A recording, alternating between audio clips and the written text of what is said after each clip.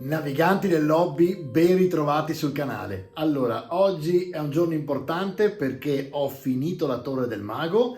Vi faccio vedere il tutorial finale della Torre del Mago. Non ci sarà moltissimo perché bene o male è quello che abbiamo già fatto insieme nelle scorse 3 puntate, però c'è insomma qualcosa in più tra il blu del tetto, come farlo invecchiato e come non farlo sembrare troppo cartone animato, ma inserirlo in un contesto più realistico, nonostante resti fantasy, e poi altre situazioni che vedremo insieme, le corde, il passamano, insomma ci sono un bel po' di cose belle, nonché una reel finale da urlo. Ci vediamo dopo la sigla.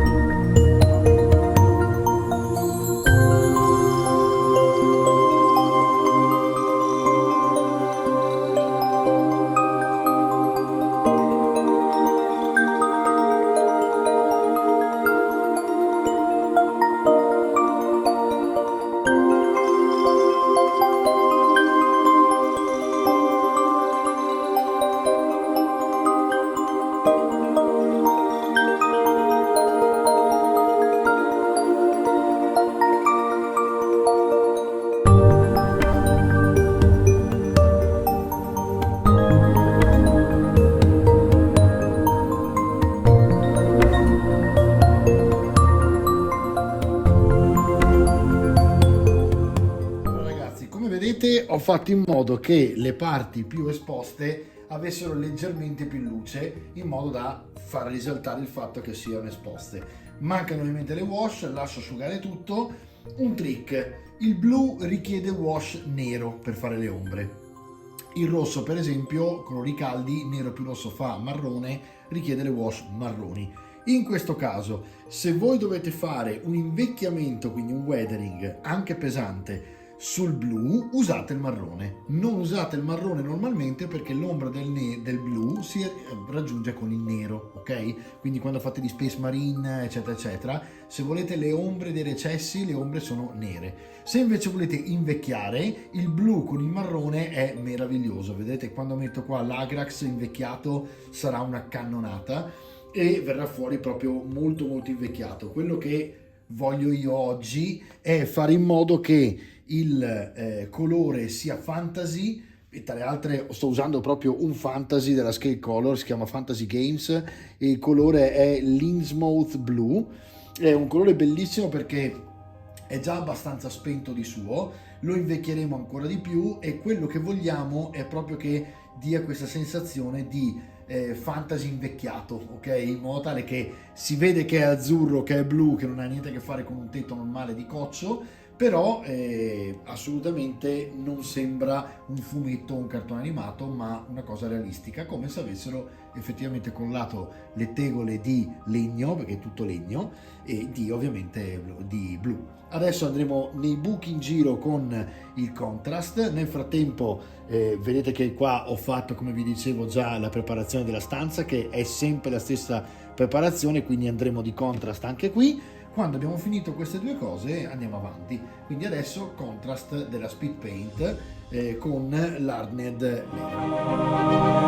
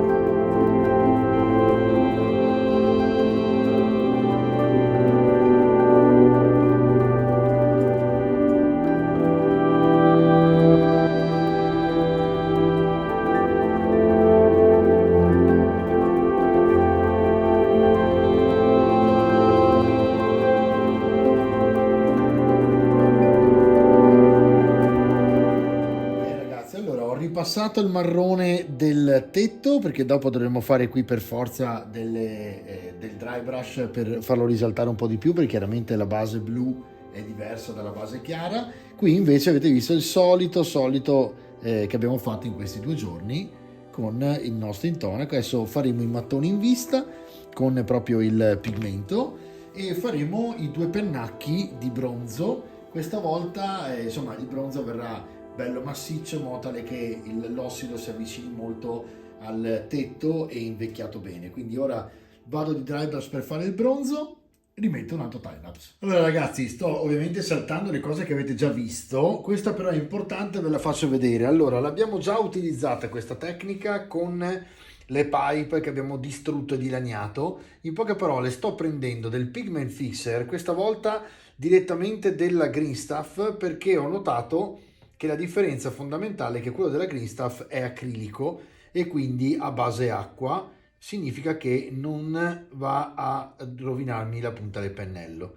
In poche parole, sto mettendo il pigment fixer su tutti quelli che devono essere i mattoni in vista, per poi prendere, guardate, un po' di rosso, eccolo qua, e metterlo praticamente sul pigment fixer in modo tale che il fissante mi vada a trasformare direttamente il pigmento in colore, per l'appunto, e non più in polvere, e vedete che praticamente sta facendo da fissante. Quindi praticamente dopo, quando ho finito di farlo, avrò i mattoni completamente rossi color cotto, tipico mattone rosso, no?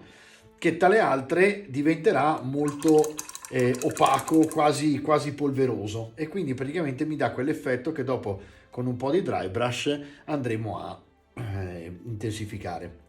Nel frattempo che sto facendo questo, che vi faccio vedere, ho fatto le finestre e come vedete devo ancora fare praticamente la parte impegnativa, che è quella del metallo, però insomma ci siamo, l'ho già fatte, preparate sulla base, diciamo che quando avete imparato i primi 2 passaggi delle prime 2 puntate, il resto va tutto in discesa, perché ovviamente è tutto molto simile, no? L'importante è insomma non annoiarsi con la mano e andare di fretta, piuttosto fate un giorno in più di pittura, però perché è tutta precisione in certe zone.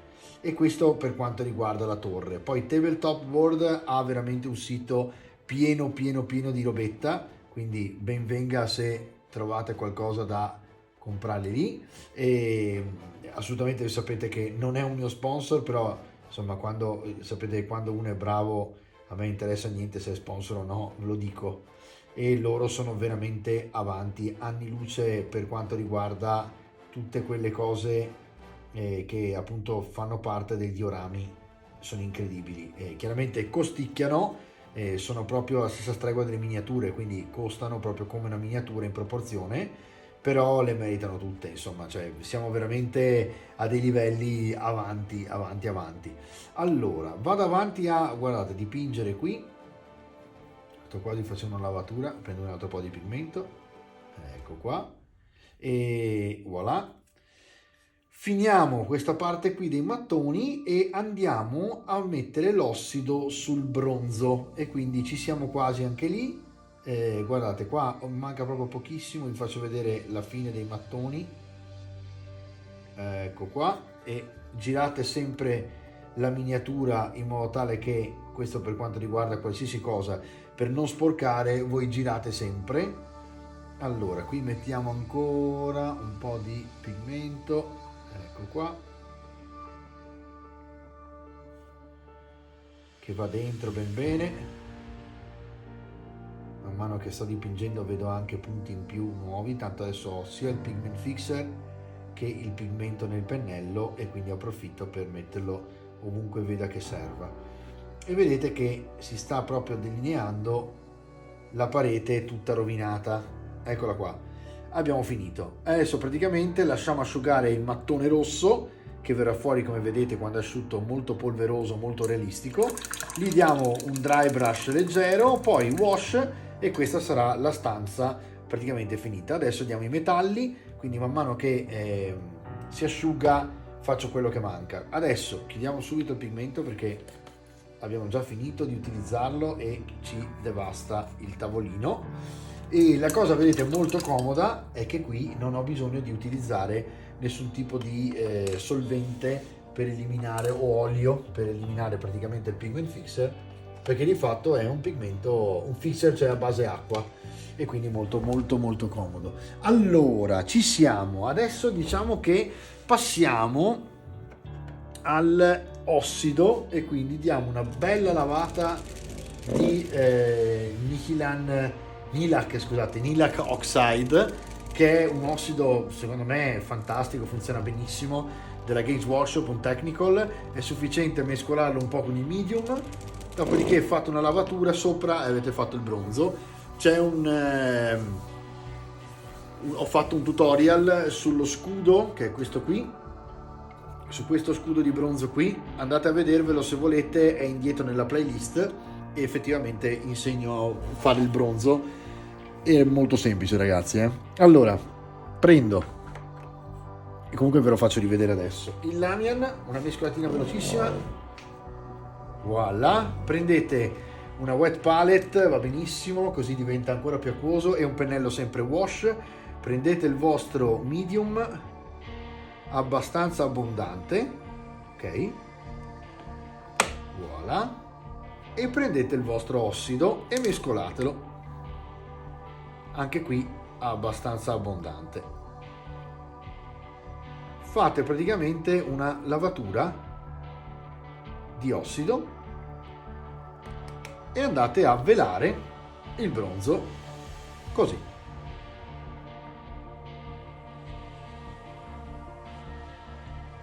Lasciate che lui vada con la forza di gravità verso il basso a fare il suo mestiere. Voi levate un pochino di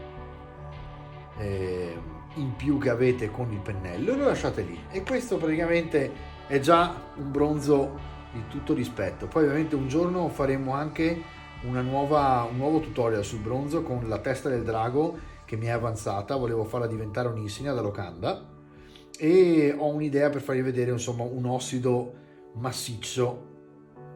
Ma guardate, qui sicuramente con questa velatura vi viene fuori veramente bello, e con pochissimo, basta semplicemente passarlo sopra e fa tutto lui quando si secca.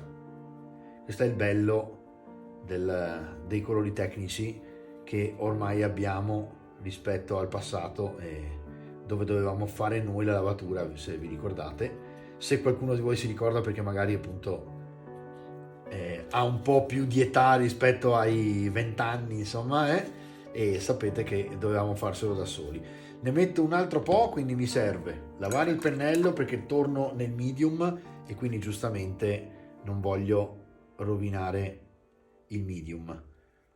Vado a prendermi di nuovo l'ossido, lo rimetto qui, chiudo sempre il tappo così non vado a fare disastri, e ricomincio a passare l'ossido. Salto un po' la sfera perché ho intenzione di farla verde, e quindi la teniamo lì, e andiamo a martellare un pochino con l'ossido in modo tale che si veda che è tanto ossidata, tanto vecchia. Voilà, fate cadere appunto con la forza di gravità il liquido in modo tale che vi faccia questo effettone. Eccolo qui.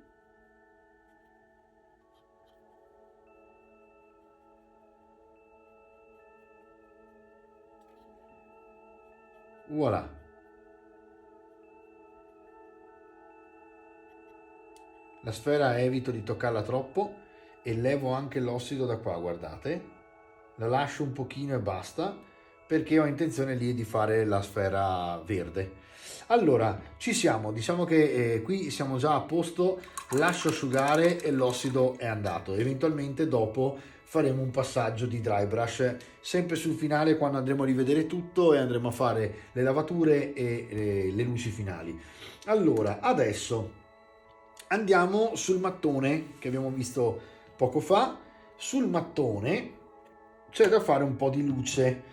Per fare la luce sul mattone potremmo utilizzare, vediamo un po' che colori abbiamo, ma vi dirò che prenderò il dust, si chiama Dry Rust della Army Painter, è un effect che serve a fare la ruggine, che però in questo caso è perfetto perché è polveroso, sicuramente dentro è più pigmento che altro, molto polveroso e permette appunto di fare un dry brush eccezionale, e quindi possiamo andare a fare le luci dei mattoni color arancione sapendo che andrà a invecchiarlo, perché andrà a asciugare molto, diventando proprio opaco polveroso. Mi prendo a questo punto un dry brush in miniatura che per forza di cose è Artis Opus, un X Small veramente piccolo, guardate, e vado a provare il rust. Allora, pochissimo alla volta, andiamo a fare il nostro tondino come al solito e a utilizzare l'arancione. Quando è asciutto il pennello andiamo sul mattone e diamo le luci.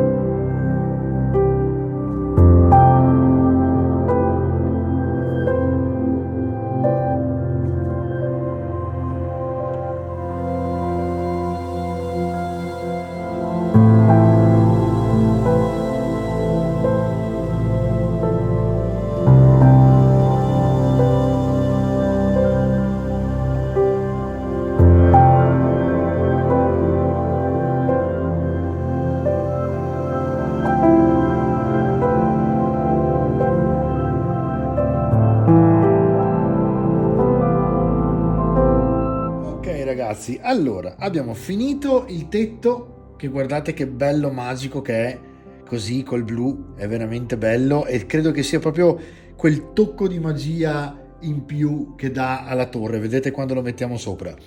Abbiamo fatto la stanza interna, che ovviamente è dipinta sia dentro che fuori, con la porta. Adesso l'unica cosa che manca è arrugginire e dare wash alla porta, e diciamo che ci siamo, perché poi l'altro pezzettino piccolino manca solo il grigio sotto, che ho fatto anche qui, vedete, perché adesso darò ovviamente lo speed paint anche qua, così verrà fuori tutto legno caldo e lo vedranno tre persone che in studio verranno ad aprirlo. Però mi piace molto quando dipingo che la gente possa guardare ovunque e vedere che è dipinto bene ovunque, non solo dove l'occhio va a vedere, per esempio per lo studio. Quindi poi adesso vado a fare il resto e ci vediamo, diciamo, alla fine per una chiusura della torre. Tra le altre adesso mancano da dipingere gli ultimi supporti del corrimano, che adesso andiamo a fare. Io li dipingo e poi li porto, tanto è sempre grigio, sempre speed paint, quindi non cambia niente,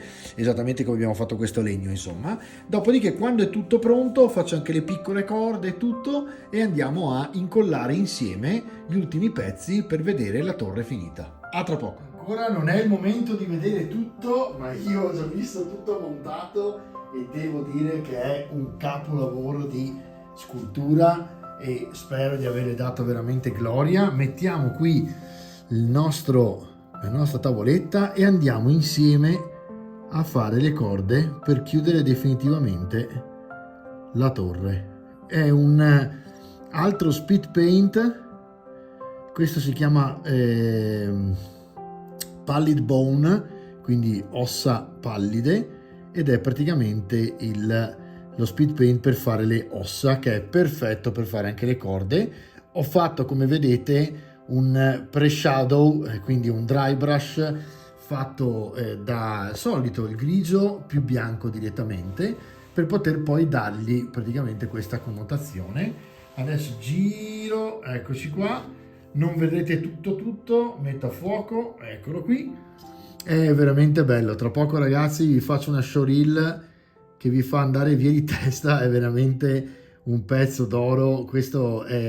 Sono contento anche che sia il primo, perché era quello che volevo di più in assoluto della tabletop, ma sappiate che andremo avanti a tutorial come piovessero di questa società, che è fantastica, perché effettivamente se la merita tutta.